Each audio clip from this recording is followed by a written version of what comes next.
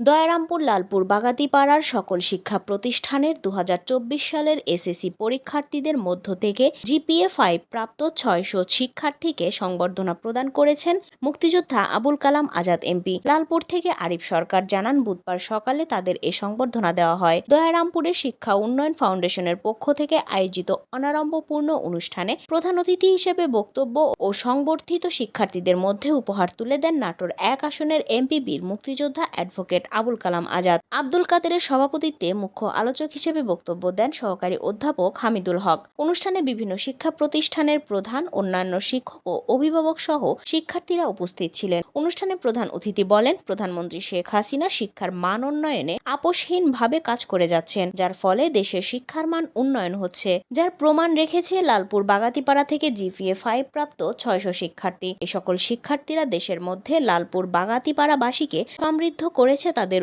উন্নত ফলাফল অর্জনের মাধ্যমে।